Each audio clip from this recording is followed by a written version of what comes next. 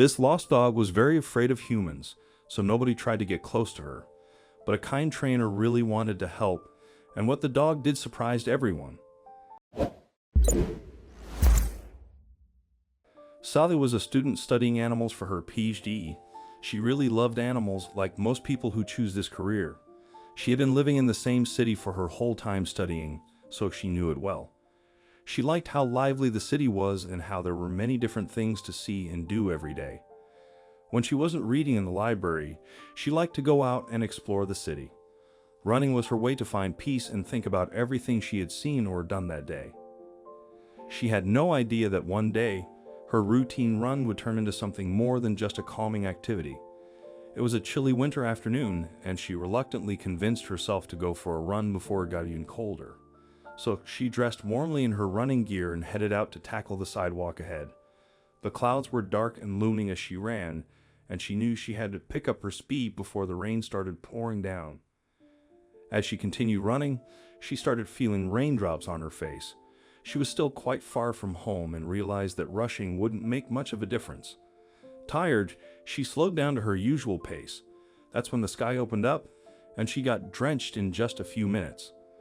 Sally spotted a sheltered area under a bridge and hurried there as fast as she could.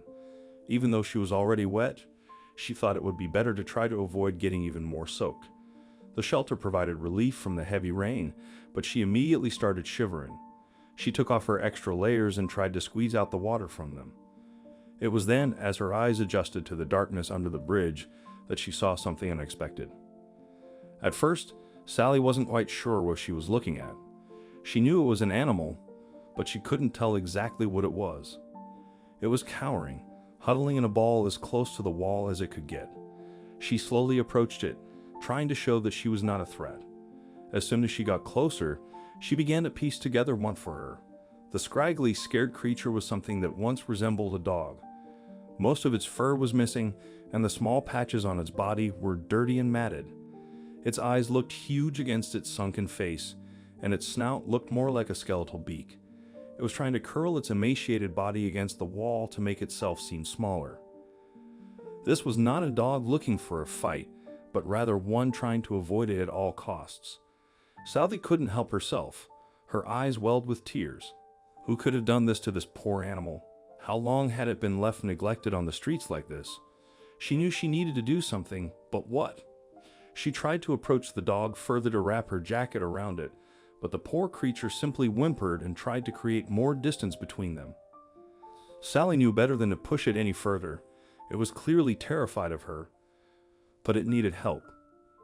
She just couldn't handle it on her own, so she whipped out her phone and dialed the number of an animal rescue center, pleading for help. They promised they would be there as soon as possible and managed to get to her described location within just 15 minutes of her call. When they arrived, Sally did her best to try and describe the dog's behavior. She didn't want to scare the poor pooch any more than it already was. The rescuers followed due diligence and approached the dog in the best way possible. They didn't want to scare it with their leashes and cages, but they knew they had to get it back to the center before it was too late. They managed to scoop the poor dog up into a net and into her carrier. The dog was clearly terrified of them. However, it didn't have the energy to put up a fight in any way. Sally hitched a ride with the rescuers back to the center. She wanted to wait and find out if the poor dog would make it. It took just over an hour before Sally got any feedback. The resident vet came out to talk to her.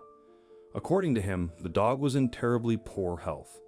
Her skin indicated parasites and mange, and she was also very malnourished. The good news, though, was that with the right care, she would heal. Sally was over the moon to hear it. She left her details with the center and promised to come back to check on the dog. She decided her name would be Sassy. Of course, the vet immediately provided Sassy with everything she could need. Her treatment was extensive and needed human intervention, but this detail would prove to be a real problem. It quickly became very apparent that Sassy's fear of humans was not just a momentary thing. She had clearly been hurt in some way by a human and thus didn't have any trust for them at all. It didn't matter whether the center sent in a man or a woman, neither a boy nor girl worked either. Sassy was petrified by humans, regardless of who they were. Even Sally had very little luck with her, even though she visited consistently twice a week.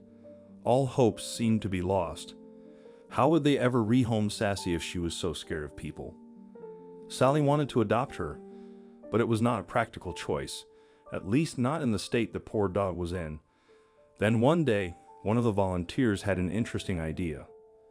She thought that perhaps there might be a way to retrain Sassy's approach to humans, so she invited a well-known trainer to the center to see her. Little did she know what she was setting into motion. Carlos arrived early on a Tuesday morning and hardly said a word. He simply introduced himself and asked to see Sassy. He didn't seem surprised by her reaction to him at all. He took it all in very naturally. As he entered Sassy's enclosure, she did what she always did in front of humans. She cowered in the corner furthest from him. Carlos simply sat down and began talking to her as if she were human. Everyone was confused by his action, but kept looking. The first encounter didn't yield any results, but the trainer was sure he could make some great progress with the dog in the following meetings. Carlos would come every day at the same time, like clockwork, and every day he would enter Sassy's enclosure in the same way. He would come in and sit down, talking to her the entire time. She would always cower in a corner until one day she didn't. It was probably a week into this routine when Sassy unfolded herself from her corner and began to slowly come towards Carlos as if to check him out.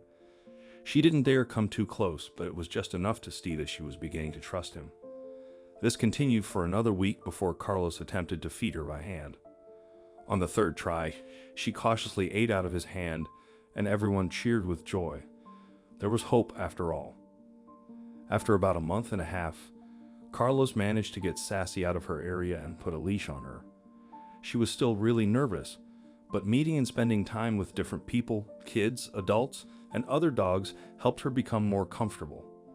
At first, she just watched from behind Carlos, but eventually, she became a happy dog running around and sniffing everyone she met. In just 6 months, Carlos helped Sassy trust people again. 7 months after Sally first met Sassy, she officially adopted her. The dog she took home that sunny day looked completely different from when they first met. Sally always felt like it was destiny that brought them together that day, and thanks to the wonderful Carlos and his kind training, they were able to continue their journey together.